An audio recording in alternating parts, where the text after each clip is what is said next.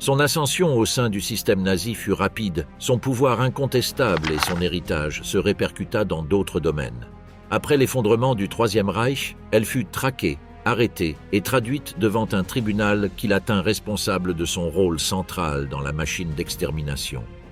Comment est-elle devenue la femme la plus meurtrière de l'Holocauste? Pourquoi même les SS la considéraient-ils comme indispensable? Et comment s'est déroulée son exécution brutale? Du terrain au commandement, l'ascension irrésistible de Maria Mandel. Dans les paisibles campagnes de Haute-Autriche, où les traditions catholiques façonnèrent chaque aspect de la vie rurale, naquit le 10 janvier 1912 une petite fille qui deviendrait, des décennies plus tard, l'un des symboles les plus sinistres du génocide nazi.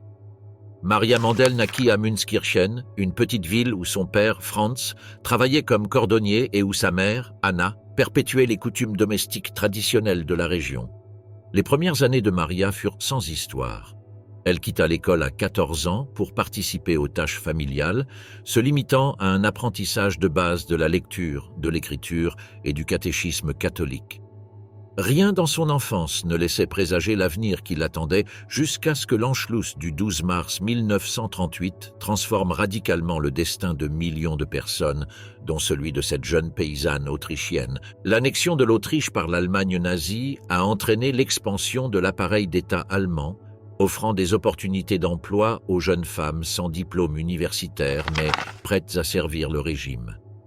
Pour une jeune femme de 26 ans sans perspectives économiques claires, le développement du réseau d'institutions répressives représentait une opportunité inespérée. Maria Mandel répondit à un appel aux femmes souhaitant travailler dans le système pénitentiaire du Reich. Sa décision semble avoir été pragmatique plutôt qu'idéologique. Elle recherchait une stabilité économique et une position sociale élevée que la vie rurale autrichienne ne pouvait offrir. En octobre 1938, elle fut sélectionnée parmi les 50 premières femmes destinées à travailler comme Aufseherinnen dans le système concentrationnaire nazi. Leur première destination fut Lichtenburg, un camp de Saxe spécialement adapté à l'hébergement des femmes. Ce lieu représentait la première expérience d'incarcération de masse exclusivement féminine, une forteresse médiévale transformée en prison civile puis adaptée en 1937 aux besoins du Troisième Reich. Parmi les prisonnières figuraient des communistes, des sociodémocrates, des témoins de Jéhovah, des femmes accusées de comportement antisocial, et de plus en plus des Juifs et des Roms. Dès ses premiers mois de service, Maria Mandel fit preuve d'une remarquable capacité d'adaptation. Les rapports administratifs la décrivaient comme disciplinée, efficace et exempte de toute hésitation morale. Cette qualification n'était pas fortuite. Le système concentrationnaire privilégiait précisément ces qualités. La capacité à recourir à la violence sans réserve, l'obéissance aveugle et une répression efficace étaient les critères fondamentaux de promotion. En 1939, avec le déclenchement de la Seconde Guerre mondiale, les autorités fermèrent Lichtenburg et transférèrent le personnel et les détenus au nouveau camp de Ravensbrück, conçu de toutes pièces pour accueillir plus de 100 femmes. Maria Mandel fut affectée à la supervision d'un bloc de casernes, supervisant directement des centaines de détenus dans des conditions délibérément brutales. Journées de 12 à 16 heures, mauvaise alimentation et châtiments corporels réguliers. Sa réputation de figure redoutée grandit auprès des détenus et de ses collègues. Divers rapports la décrivaient comme une gardienne exemplaire, sans pitié, et dotée d'une attitude irréprochable envers la discipline nationale-socialiste. En 1941, elle fut promue Oberaufseherin, surveillante en chef ayant autorité sur toutes les autres Aufseherinnen du camp. En tant qu'Oberaufseherin, Maria Mandel a consolidé les normes de formation des futures générations de gardiennes envoyées dans d'autres camps. Sa méthodologie mettait l'accent sur la force émotionnelle comme vertu fondamentale. Les nouvelles Aufseherinnen devaient démontrer leur capacité à recourir à la violence physique, à maintenir une distance émotionnelle avec les détenus et à exécuter les ordres sans poser de questions. Des témoignages ultérieurs d'autres Aufseherinnen la décrivent comme une instructrice sévère, privilégiant l'uniformité de caractère et sanctionnant toute faiblesse. Un document du procès de Cracovie de 1947 la décrit comme « la pierre angulaire du système disciplinaire féminin à Ravensbrück ». En juillet 1942, lorsque les autorités centrales SS établirent les listes de candidats recommandés pour Auschwitz, Maria Mandel fut retenue comme candidate prioritaire. Son dossier la classait comme idéale pour des tâches administratives et de contrôle complexe dans ce qui s'annonçait comme le plus grand complexe d'extermination du Troisième Reich. Le 7 octobre 1942, elle reçut la notification de son transfert à Auschwitz-Birkenau comme SS Lagerführerin de la section des femmes. Cette nomination marqua l'aboutissement de sa carrière et lui permit d'exercer un contrôle absolu sur des dizaines de milliers de détenus. À Auschwitz, sous son commandement, la domination totale de la terreur féminine.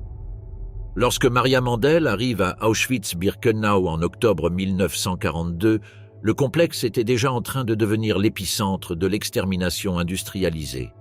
Sa nomination comme SS Lagerführerin du secteur des femmes fit d'elle la plus haute autorité sur toutes les femmes du complexe, rendant compte uniquement au commandant Rudolf Höss et à ses successeurs Arthur Liebehenschel et Richard Baer. Le secteur des femmes abritait des baraquements construits à la hâte pour le flux continu de déportés. Lorsqu'elle en prit la direction, elle supervisait environ 15 zéro-femmes, un chiffre qui allait se multiplier à plus de 30 zéros aux heures de grande affluence. Son pouvoir s'étendait non seulement aux prisonnières, mais aussi à l'ensemble du personnel féminin de sécurité. Maria Mandel a établi une hiérarchie qui s'étendait de son bureau à chaque caserne. Directement sous son commandement se trouvaient les Oberaufseherinnen telles qu'Irma Grez et Margot Drexel, qui assuraient la liaison exécutive. En dessous d'elle se trouvaient les Aufseherinnen ordinaires, responsables des patrouilles et de la surveillance quotidienne. Enfin, certaines détenues, désignées comme capos, exerçaient un contrôle direct sur leurs codétenus. Cette structure fonctionnait par délégation contrôlée.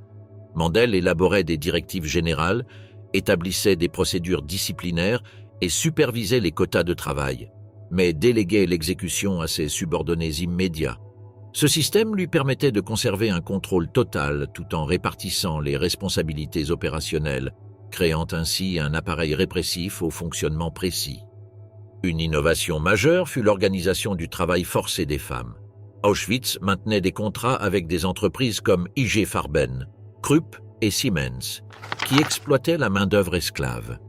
Maria Mandel systématisa les affectations, déterminant les prisonnières affectées à chaque type de travail, de la construction militaire à la production de guerre.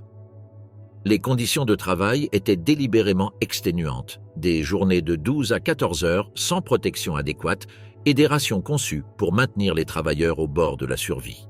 Mandel inspectait les chantiers et coordonnait les transferts des prisonniers qui ne respectaient pas les normes de productivité. Leur régime disciplinaire combinait violence institutionnalisée et contrôle psychologique. Les infractions, du simple fait de parler pendant le travail à l'apparition de signes de maladie, étaient punies par une série de sanctions allant de la réduction des rations à l'enfermement en cellule ou à la sélection pour l'extermination. La coordination avec les autres secteurs exigeait une communication constante. Maria Mandel entretenait une correspondance avec l'administration médicale, notamment avec les médecins impliqués dans les expériences. Bien que n'étant pas directement impliquée, elle facilitait l'accès des médecins aux prisonniers sélectionnés à ses fins. Les archives révèlent la méticulosité bureaucratique de son administration. Il signait des rapports hebdomadaires contenant des statistiques démographiques, des taux de mortalité, des affectations et des évaluations du personnel. Ces documents, conservés dans les archives du musée d'Auschwitz-Birkenau, révèlent une machine qui traitait les vies humaines comme des unités de production. Son efficacité ne passa pas inaperçue. Les rapports d'évaluation de Rudolf Höss et d'autres commandants décrivaient systématiquement Maria Mandel comme compétente, disciplinée et politiquement fiable. Ces évaluations reflétaient à la fois ses performances techniques et sa capacité à mettre en œuvre des politiques génocidaires sans conflit moral. Le contrôle exercé sur le personnel féminin était particulièrement strict. Elle supervisait la sélection des nouvelles Aufseherinnen, coordonnait la formation et évaluait les performances au moyen de rapports réguliers. Les gardiennes faisant preuve de compassion étaient sanctionnées ou renvoyées. Celles qui faisaient preuve de dureté étaient promues. La structure logistique nécessitait une coordination entre plusieurs services. Mandel supervisait l'approvisionnement, la distribution des vêtements, l'entretien des installations et les services médicaux de base. Cette responsabilité faisait d'elle une figure centrale de l'appareil répressif et du fonctionnement quotidien du plus grand camp d'extermination nazi. Il participait régulièrement aux réunions d'état-major, présidées par le commandant. Ces séances portaient sur la planification opérationnelle, l'examen des politiques et la coordination avec les autorités berlinoises. Sa présence confirmait sa position de figure clé dans la hiérarchie d'Auschwitz. Entre 1942 et 1944, le complexe d'Auschwitz-Birkenau a accueilli plus de 400 convois ferroviaires en provenance de tous les territoires occupés par le Troisième Reich. Ces trains transportaient des centaines de milliers de personnes, généralement entre un 0 et 500 par convoi, dans des wagons de marchandises fermés, sans ventilation, eau ni installation sanitaire. Les conditions de voyage, qui pouvaient durer des jours, causaient déjà de nombreux décès avant même d'atteindre la destination finale. La gare d'arrivée, appelée Judenrampe, a été aménagée pour permettre un transport rapide, efficace et ininterrompu. La logistique du déchargement suivait un protocole méticuleusement conçu.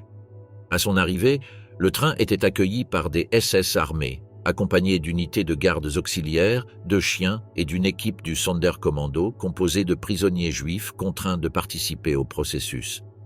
Le convoi s'arrêta sur un quai, gardé par de hautes tours. Les portes s'ouvrirent simultanément et les déportés reçurent l'ordre de débarquer rapidement, abandonnant leurs affaires avec la promesse qu'elles leur seraient restituées après l'enregistrement. Ce récit de fausse normalité était entretenu par des instructions répétées par haut-parleurs et des panneaux visibles. La séparation commença dès la descente. Hommes et femmes furent répartis en rangées, les enfants regroupés avec leurs mères et les personnes âgées placées séparément. Des médecins SS, escortés par d'autres gardes, commencèrent alors la procédure de sélection. Celle-ci ne dura que quelques minutes et se basa sur une rapide inspection visuelle. Les personnes jugées aptes au travail forcé furent dirigées vers les baraquements, tandis que les autres étaient escortés par groupes vers les crématoires, sous couvert de douches hygiéniques. Le processus devait être achevé dans les 2 heures suivant l'arrivée du train. Chaque groupe impliquait la mobilisation de 15 à 30 SS, en plus des prisonniers du Sonderkommando chargés de récupérer les corps dans les wagons, de charger les effets personnels et de nettoyer la zone avant le convoi suivant. Lors des jours de pointe, comme en mai et juin 1944 lors des déportations hongroises, jusqu'à 12 trains arrivèrent chaque jour, ce qui nécessitait une coordination précise des horaires, des itinéraires internes et du personnel disponible. Les documents internes conservés montrent comment cette opération était standardisée et intégrée aux opérations courantes du camp.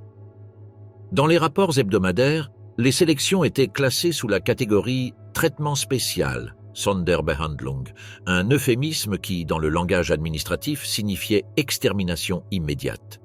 D'autres appellations étaient utilisées comme relocalisation vers l'Est ou classement urgent, terme qui masquait l'ampleur du crime sous une terminologie bureaucratique. La correspondance entre les services, signée par des autorités telles que Heuss et Liebehenschel, et parfois coordonnée par des chefs de secteur comme Maria Mandel, évitait toute référence explicite au meurtre, mais détaillait les quotas, les délais d'intervention et l'efficacité logistique.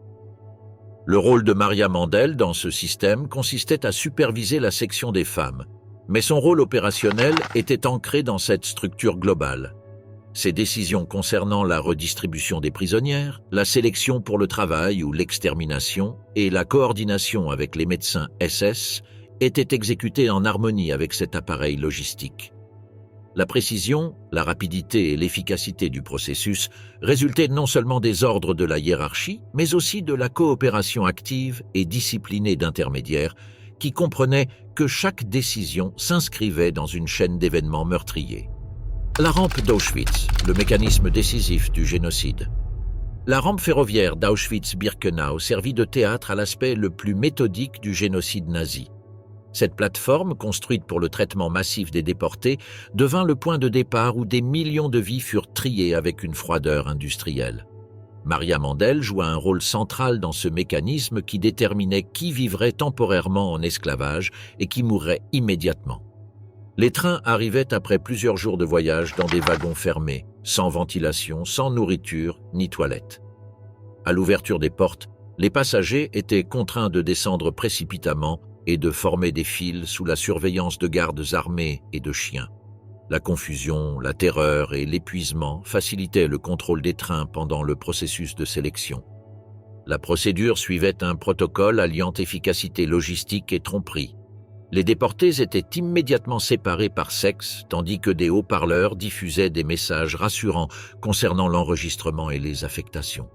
Cette façade masquait le fait qu'il restait à la plupart quelques minutes à vivre. À partir d'octobre 1942, Maria Mandel fut spécifiquement responsable de la section féminine de ces catégories. Sa présence n'était pas protocolaire. Elle avait une autorité décisive sur le sort des femmes et des enfants dans le convoi.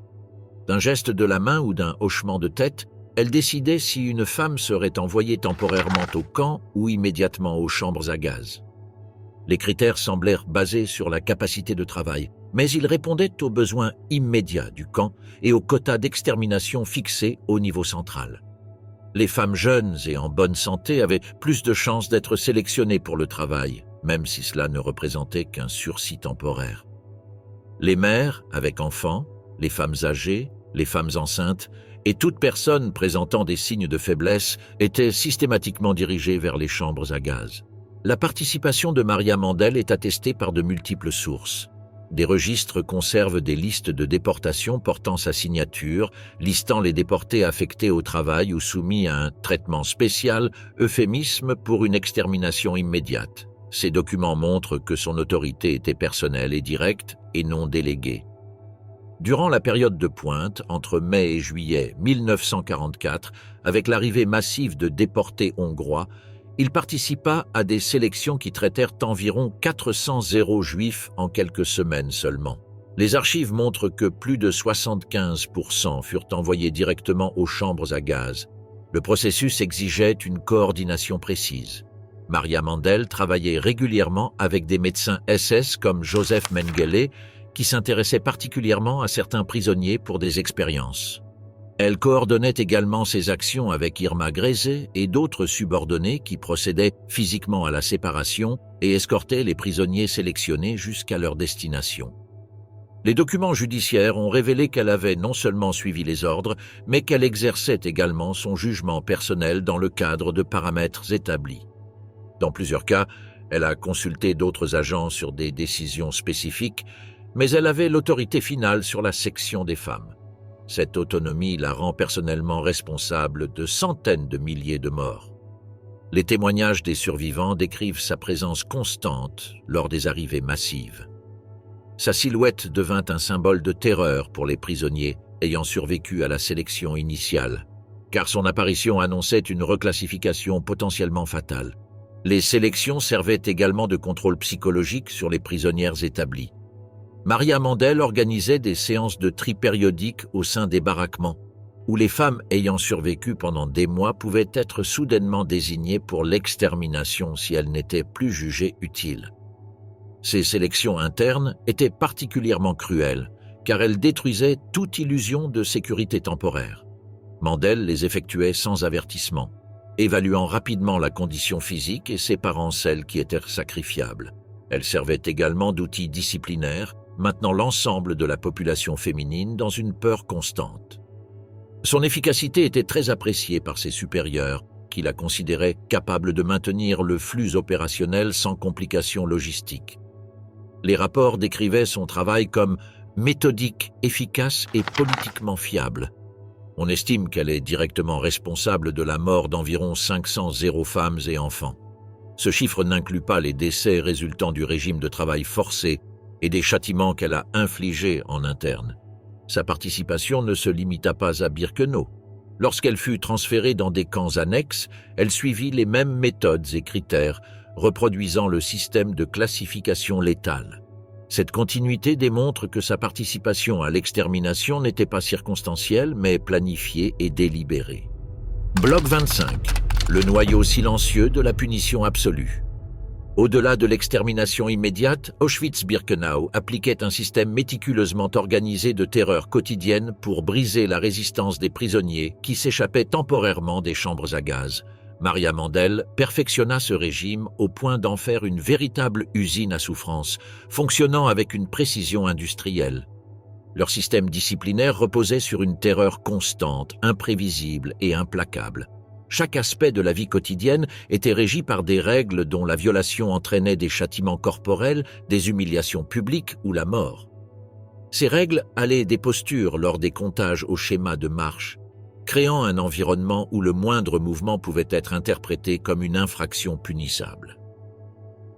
Les châtiments corporels comprenaient des coups de canne, des verges de bois ou des punitions physiques directes. Il ne s'agissait pas d'actes impulsifs, mais de procédures standardisées suivant des protocoles précis. Les prisonniers étaient contraints de se déshabiller, attachés à des poteaux et battus sous les yeux des autres détenus, dans le cadre d'une forme d'intimidation collective. Maria Mandel avait une obsession particulière, le contrôle de son apparence physique. Elle instaura une réglementation stricte en matière de coiffure, interdisant toute atteinte à la dignité personnelle. Les détenus qui tentaient de se coiffer étaient battus en public, entièrement rasés et contraintes de porter des pancartes annonçant leurs crimes lorsqu'elles se promenaient dans le camp. Ces punitions pour des infractions mineures avaient de multiples objectifs. Elles renforçaient le contrôle total sur chaque détail de l'existence et fonctionnaient comme des spectacles d'horreur qui maintenaient chacun dans une soumission préventive. L'arbitraire apparent était une stratégie calculée pour générer une anxiété constante. L'instrument le plus sinistre était le bloc 25, une caserne désignée comme chambre de la mort. Ce bâtiment servait de cellule de détention pour les prisonnières destinées à l'extermination, mais dont l'exécution n'était pas immédiate. Les femmes sélectionnées avaient été refusées pour des classifications professionnelles ou signalées pour des infractions mineures. Au bloc 25, les conditions étaient délibérément inhumaines, surpopulation, sans nourriture, sans eau, sans lit, sans toilette et sans ventilation adéquate. L'enfermement durait des jours, voire des semaines, jusqu'au transfert vers les chambres à gaz ou à l'exécution directe. Maria Mandel supervisait personnellement les sélections pour le bloc 25, effectuées parmi les nouveaux arrivants et les prisonniers déjà en poste. Ces sélections suivaient des critères apparemment médicaux, mais répondaient à des quotas d'extermination établis au niveau central. Tout signe de faiblesse, de maladie ou d'épuisement pouvait entraîner une affectation. L'horreur était d'autant plus grande que les prisonnières connaissaient leur sort. Contrairement aux victimes de déportation amenées aux douches, les femmes du bloc 25 savaient exactement ce qui les attendait. Cette certitude, combinée à des conditions physiques extrêmes, créait un désespoir qui conduisait fréquemment à l'automutilation et à la violence chez les victimes. Des témoignages décrivent des scènes horribles, des femmes rendues folles par la soif et la terreur s'entretuaient, se mordaient les doigts jusqu'aux os ou s'arrachaient les cheveux dans un accès de désespoir absolu. Maria Mandel connaissait ces conditions et les considérait comme un adoucissement psychologique qui les rendait plus faciles à gérer lors du transfert final. L'un des aspects les plus pervers de cette pratique était l'utilisation de la musique comme moyen de terreur. Elle organisa un orchestre féminin composé de prisonnières ayant suivi une formation musicale, contraintes de jouer pendant les décomptes, les sélections, les exécutions et le transport vers les chambres à gaz. L'orchestre n'était pas une concession culturelle, mais un instrument psychologique destiné à intensifier la dissonance émotionnelle entre la beauté artistique et l'horreur génocidaire. Les musiciens étaient contraints de jouer des morceaux classiques tout en regardant leurs collègues jouer, créant une association traumatisante entre musique et terreur qui entrait les survivants. Maria Mandel supervisait personnellement les répétitions, exigeant une perfection technique tandis que les membres luttaient contre l'épuisement, la malnutrition et les traumatismes. Ceux qui ne respectaient pas les normes étaient punis physiquement ou menacés de transfert au bloc 25. À l'arrivée des convois, l'orchestre jouait une musique joyeuse pour maintenir l'illusion d'une normalité, tandis que les nouveaux arrivants étaient conduits aux chambres à gaz. Cette pratique combinait tromperie et torture psychologique pour les victimes et les musiciens contraints à y participer. Le contrôle exercé par Mandel imprégnait tous les aspects de la vie. Il avait instauré une surveillance qui s'étendait à chaque caserne, à chaque recoin, à chaque instant. Les prisonniers vivaient avec la certitude que le moindre mot, geste ou expression pouvait être signalé et puni de mort. Leur méthode incluait des raffinements psychologiques témoignant d'une compréhension calculée de la manière de briser la résistance humaine. L'une d'elles était l'utilisation d'animaux de compagnie. Des prisonniers temporairement sélectionnés pour bénéficier de privilèges mineurs, comme une nourriture supplémentaire ou une exemption de travaux forcés, utilisés comme exemple d'arbitraire avant d'être envoyés à la mort lorsqu'ils perdaient tout intérêt. Les sanctions suivaient une échelle soigneusement calibrée. Les infractions mineures entraînaient une réduction des rations, des travaux supplémentaires ou une nuit d'enfermement. Les infractions moyennes étaient punies de coups en public, d'incarcération dans des cellules non ventilées ou d'affectation à des tâches dangereuses comme le nettoyage des crématoriums. Les infractions graves conduisaient directement au bloc 25. Cette gradation obligeait les prisonnières à constamment évaluer les risques, créant une mentalité de survie qui facilitait le contrôle administratif. Les femmes intériorisaient les règles et s'autorégulaient, réduisant ainsi le besoin de surveillance directe. L'atmosphère de terreur constante transformait la survie en une forme de mort vivante. Les prisonniers qui échappaient à la sélection immédiate se retrouvaient piégés dans un système conçu pour détruire l'humanité, la dignité et la résilience, transformant chaque jour en une nouvelle forme de torture. L'orchestre féminin qu'elle dirigeait n'était pas un groupe improvisé. Il était composé de 25 à 40 détenues sélectionnés pour leurs talents musicaux. Parmi elles se trouvaient des violonistes, des violoncellistes, des pianistes, des flûtistes et des accordéonistes, dont beaucoup avaient suivi une formation professionnelle avant leur arrestation. Le répertoire imposé comprenait des marches militaires, des pièces classiques de compositeurs allemands et des jeux de lumière conçus pour transmettre une atmosphère d'ordre apparent. Maria Mandel supervisait directement son organisation et ses performances. Son obsession pour la perfection technique se traduisait par des répétitions quotidiennes, souvent dans des conditions d'épuisement extrême. Les membres, bien que temporairement exemptés des travaux forcés les plus pénibles, vivaient sous une menace constante. La moindre erreur, désaccord ou manque d'énergie était un motif de punition physique ou de transfert au bloc 25. Pour eux, la musique devenait un outil de survie précaire et ambigu. L'orchestre avait des fonctions spécifiques. Il jouait lors des décomptes matin et soir, accompagnait les marches vers le travail forcé et surtout lors de l'arrivée des nouveaux convois et des sélections sur la rampe. Les morceaux étaient choisis pour créer une illusion de normalité. À mesure que les nouveaux prisonniers débarquèrent des wagons, les mélodies se mêlaient aux cris, aux ordres et aux aboiements des chiens, renforçant l'illusion quant à la nature du lieu où ils venaient d'arriver. Le calendrier musical suivait de près celui des exterminations. Les jours de forte exécution, les artistes étaient contraints de jouer des heures durant, accompagnant les marches vers les chambres à gaz de valse ou de musique légère. L'harmonie, soigneusement interprétée, n'avait pas une fonction esthétique mais psychologique. Elle servait de distraction, de tampon émotionnel pour les victimes et d'outil de contrôle opérationnel pour les bourreaux. Outre ces fonctions, l'orchestre était utilisé lors des châtiments publics. Les pendaisons dans la cour du camp, par exemple, étaient précédées ou accompagnées de musique live. Cette pratique visait à maintenir l'ordre pendant les actes répressifs, à renforcer l'autorité des SS et à transformer l'horreur en une routine bien définie. La beauté formelle de la musique contrastait délibérément avec la brutalité du lieu, générant une dissonance émotionnelle dévastatrice pour ceux qui étaient contraints d'y assister.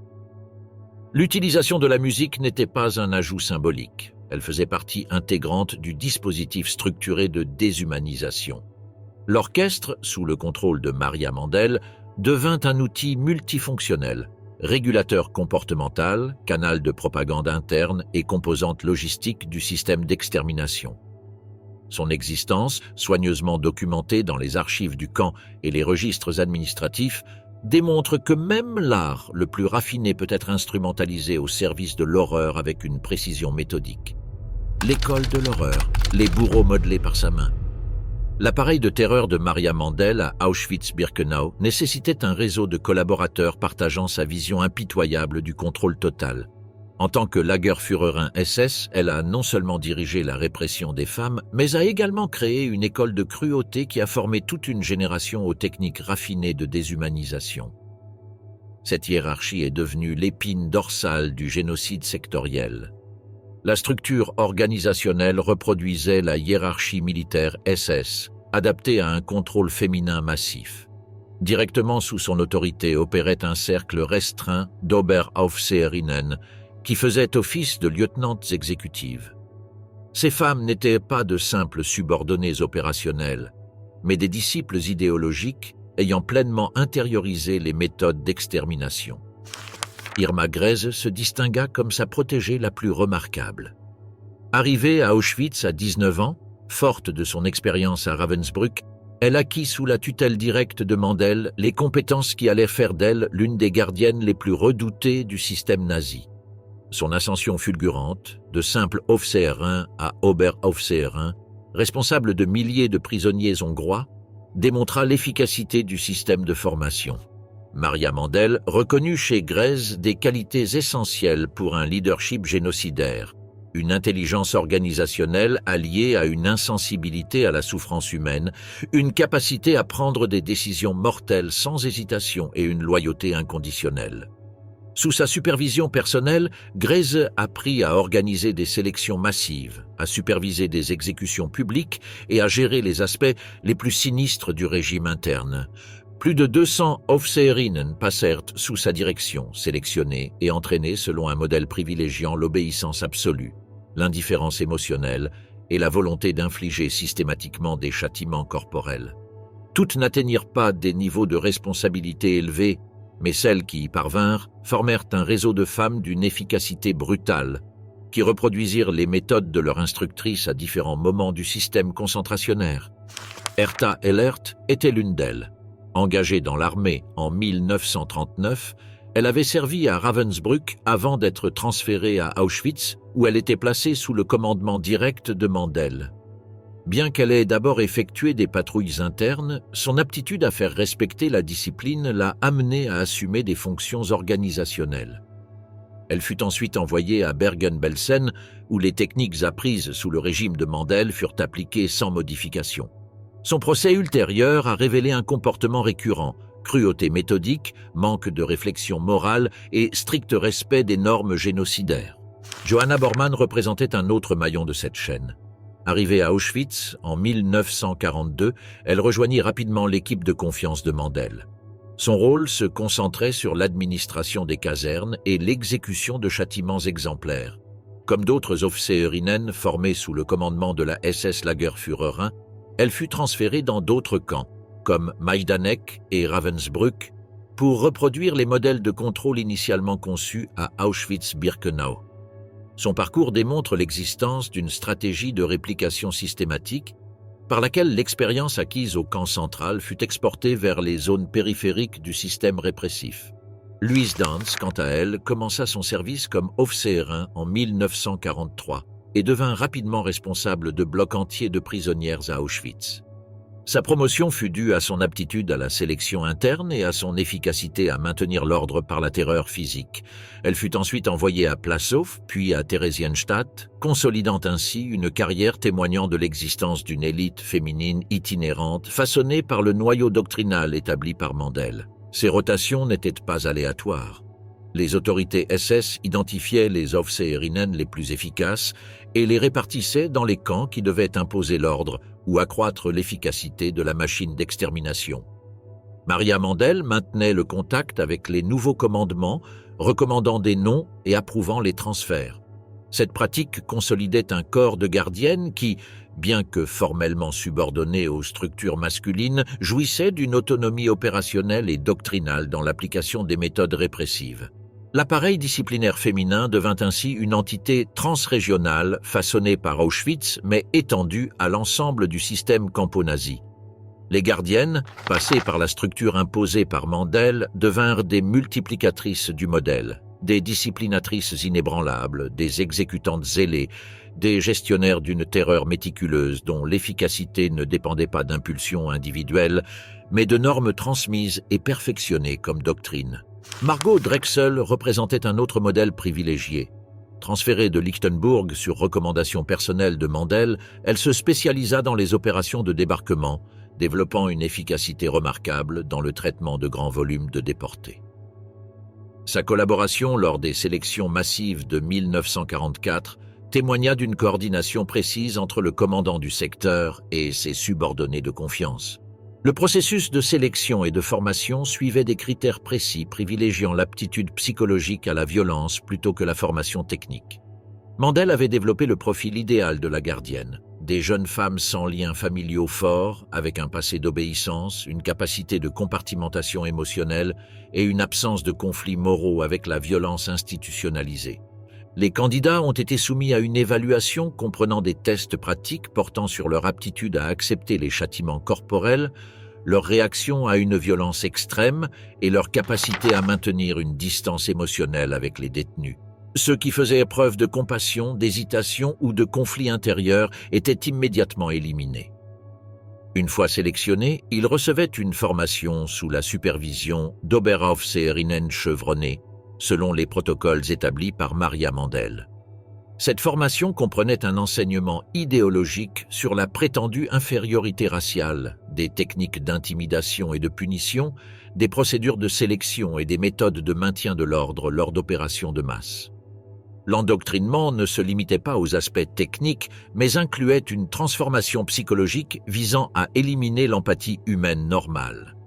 Les nouveaux gardes étaient progressivement exposés à des niveaux de violence croissants, commençant par des punitions mineures, puis progressant vers la participation à des exécutions de masse et à des sélections. Ce processus garantissait que seuls les plus aptes psychologiquement se verraient confier de véritables responsabilités. Elisabeth Volkenrath fut un exemple de réussite éducative. Transférée de Ravensbrück sur recommandation de Mandel, elle se spécialisa dans l'administration interne des casernes, développant des méthodes raffinées de contrôle psychologique. Sa capacité à maintenir l'ordre parmi des milliers de prisonniers affamés par la violence ciblée et la manipulation émotionnelle fit d'elle un modèle pour les candidats. Les promotions fonctionnaient comme une sélection naturelle, récompensant la cruauté la plus efficace. Maria Mandel évaluait régulièrement les performances, mesurant l'efficacité non seulement en termes d'ordre et de discipline, mais aussi en termes de contribution aux objectifs d'extermination. Les promotions étaient attribuées à ceux qui faisaient preuve de la plus grande innovation dans les méthodes de terreur, d'efficacité dans la sélection et de loyauté personnelle. Dorothea Binz s'est spécialisée dans les châtiments corporels, ce qui a fait d'elle une figure particulièrement redoutée. Elle avait perfectionné des techniques de torture qui maximisaient la souffrance tout en évitant la mort immédiate, prolongeant l'agonie pour intensifier l'effet d'intimidation. Sa créativité dans la conception des châtiments en faisait un outil précieux de contrôle psychologique des masses. Lors des opérations d'extermination de masse, la coordination entre Maria Mandel et ses subordonnés a démontré l'efficacité organisationnelle de cette hiérarchie. Lors des transports hongrois de 1944, où plusieurs trains arrivaient quotidiennement, l'équipe a traité des volumes considérables sans interruption significative des opérations normales. Les responsabilités étaient réparties selon les spécialités.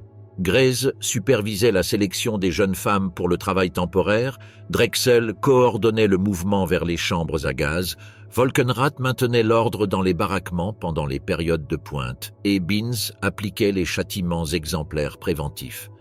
Cette répartition permettait à l'appareil de fonctionner avec précision. La loyauté envers Maria Mandel reposait non seulement sur la discipline militaire, mais aussi sur des récompenses, notamment des privilèges matériels, une reconnaissance professionnelle et la satisfaction psychologique d'exercer un pouvoir absolu.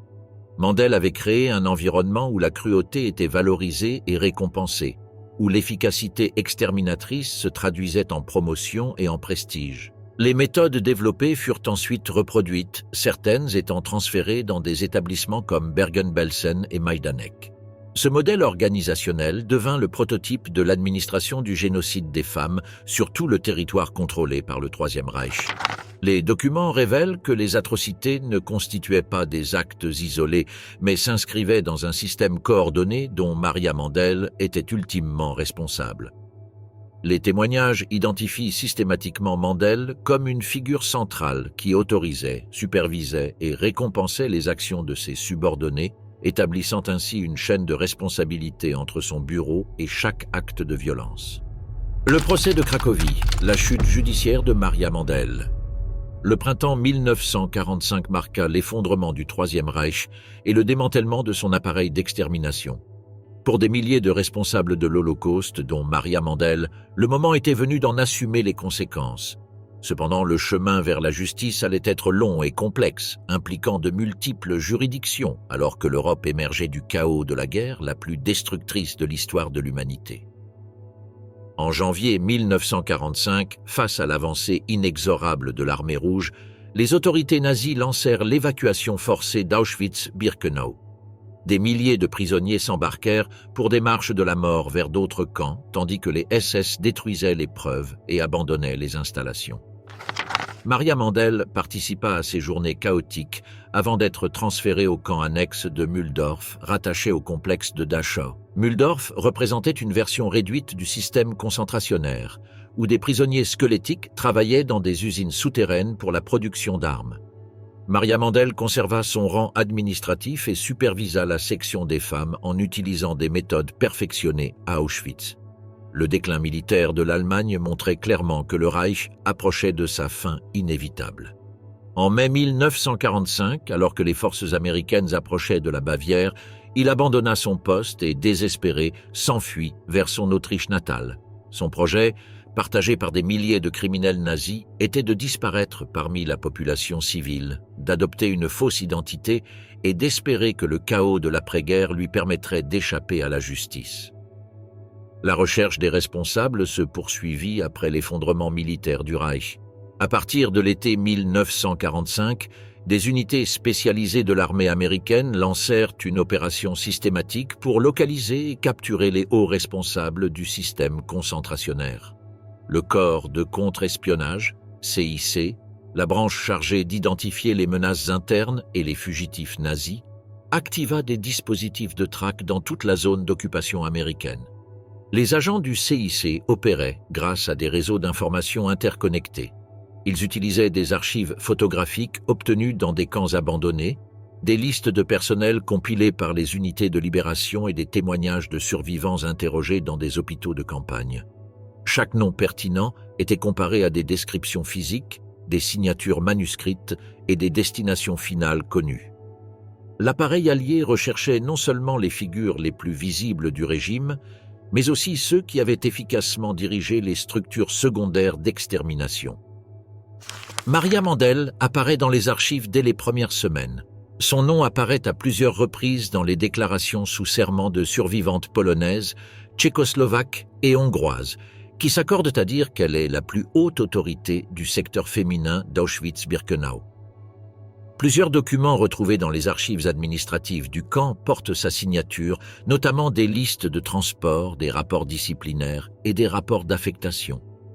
Ces preuves, combinées à la dureté de son témoignage, font d'elle une cible prioritaire.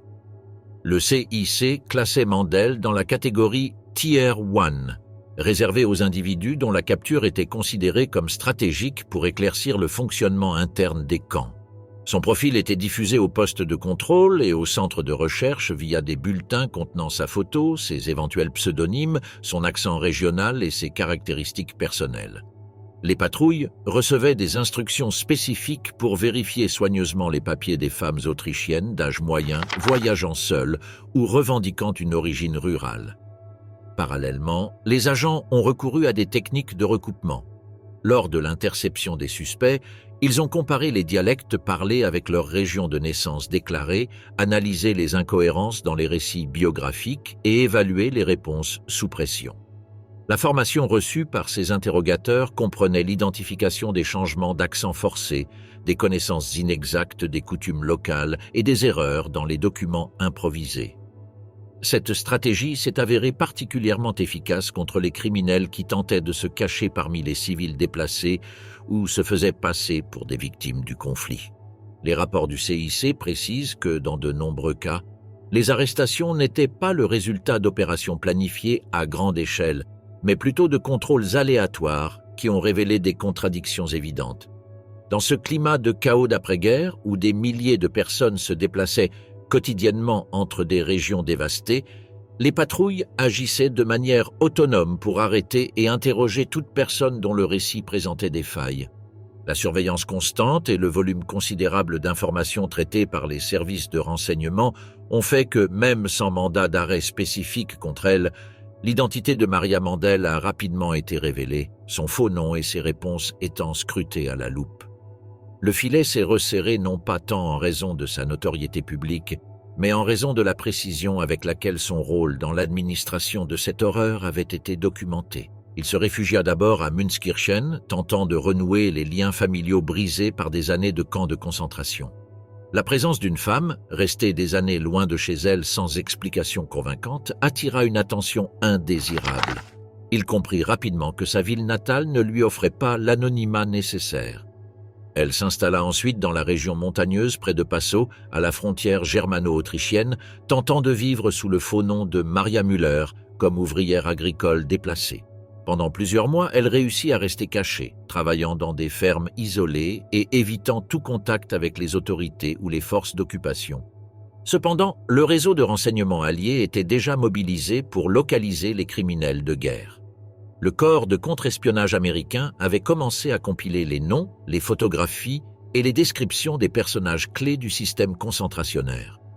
Le nom de Maria Mandel figurait sur des listes prioritaires, identifiées comme une figure clé de l'administration de l'extermination à Auschwitz. Les informations provenaient de sources multiples, des survivants interrogés par les équipes d'enquête alliées, des documents saisis dans des installations abandonnées et des déclarations de membres de la SS détenus. Son nom apparaissait à plusieurs reprises dans des témoignages décrivant son rôle central dans les sélections et le régime de terreur sectoriel.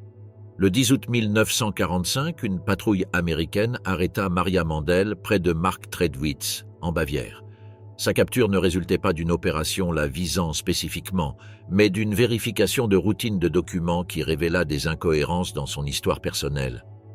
La comparaison de ces contradictions avec les informations concernant des criminels recherchés permit de révéler sa véritable identité. Les premiers interrogatoires, menés dans un centre de détention géré par les forces américaines, ont révélé la personnalité complexe de Maria Mandel. Les rapports des services de renseignement la décrivaient comme intelligente, éloquente et apparemment instruite, contrastant fortement avec l'image brutale qui se dégageait des récits d'Auschwitz. Cette dichotomie remettait en question les attentes des interrogateurs quant à la nature des auteurs de l'Holocauste. Lors de ses premiers interrogatoires, elle adopta une stratégie d'aveu partiel, combinée à une minimisation de sa responsabilité personnelle. Elle reconnut avoir travaillé comme superviseur à Auschwitz, mais nia toute implication directe dans les atrocités, affirmant se limiter à des tâches administratives et obéir aux ordres de ses supérieurs masculins. Cette ligne de défense allait devenir courante chez les personnes accusées de crimes de guerre. Cependant, les preuves documentaires et testimoniales accumulées contredisaient ces affirmations. Les listes de transport portant sa signature, les registres de sélection où son nom figurait et les témoignages détaillés des survivants constituaient un dossier solide en faveur de sa participation directe et volontaire à l'extermination de masse. Les interrogateurs ont confronté ces preuves, révélant des contradictions dans sa version. La décision concernant son sort judiciaire fut compliquée par le chevauchement des juridictions de l'après-guerre. Si les forces américaines l'avaient capturé sur le sol allemand, ses principaux crimes avaient été commis en territoire polonais, dans un camp administré par les autorités allemandes contre des victimes de multiples nationalités. La coordination entre les systèmes judiciaires alliés nécessitait des négociations complexes sur la compétence juridictionnelle.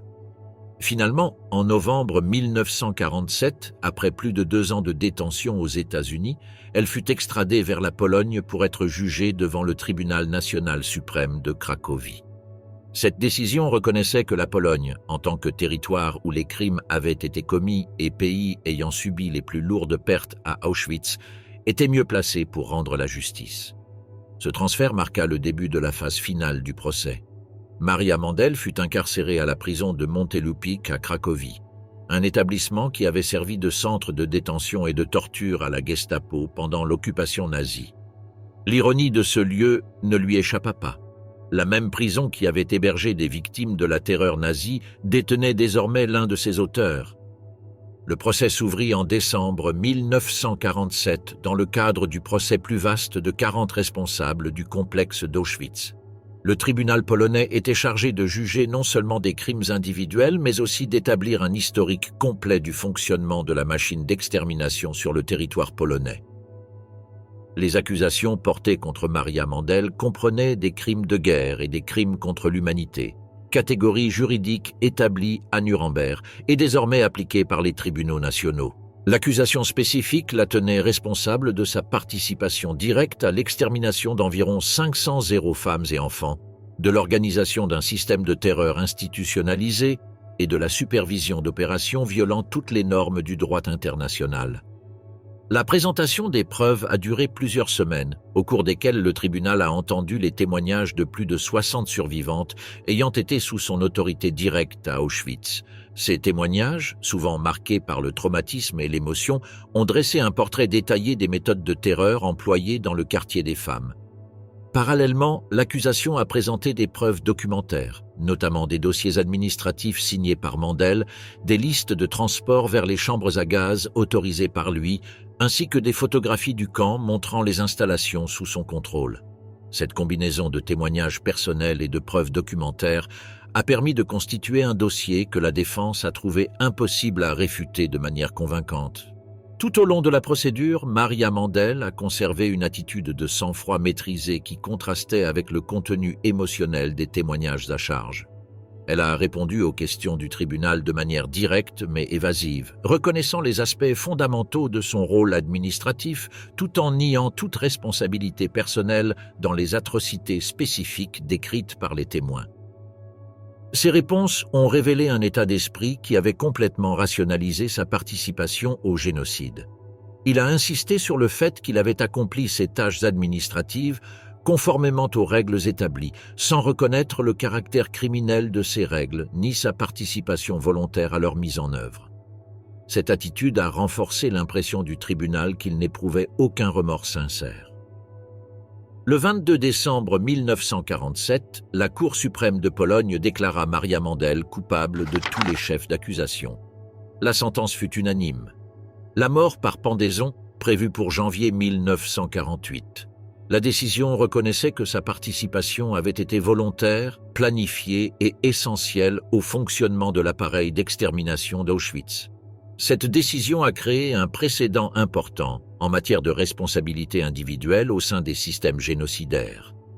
La Cour a rejeté les arguments de la défense relatifs à l'obéissance aux ordres d'un supérieur, établissant que la participation volontaire et enthousiaste à des crimes contre l'humanité ne pouvait être justifiée par des allégations de coercition ou d'ignorance. Aux premières heures du 24 janvier 1948, Maria Mandel fut conduite dans la cour de la prison de Montelupich pour y être exécutée.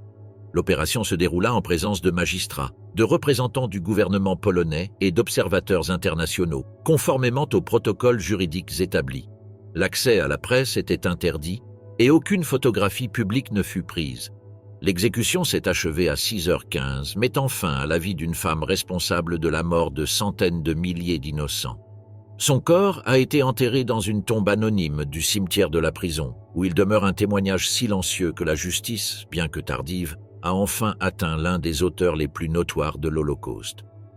La mort de Maria Mandel a clos un chapitre important du long processus de recherche de justice pour les crimes de l'Holocauste, mais elle a également soulevé des questions persistantes sur la nature du mal humain et la responsabilité individuelle au sein des systèmes génocidaires. Son cas a démontré que l'extermination nazie ne reposait pas uniquement sur une idéologie masculine de la violence, mais impliquait également des femmes prêtes à participer activement à la destruction d'autres êtres humains. Sa participation volontaire et enthousiaste brise les illusions sur l'innocence féminine inhérente dans des contextes de violence extrême et souligne l'importance d'une vigilance constante face à la tentation du pouvoir absolu sur autrui.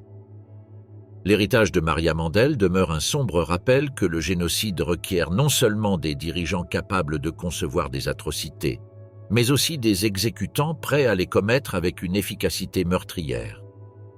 La justice rendue dans son cas a établi des précédents cruciaux pour le droit international ultérieur, démontrant qu'aucun degré d'implication dans des crimes contre l'humanité, quel que soit le sexe ou la position hiérarchique, ne pouvait échapper à la justice.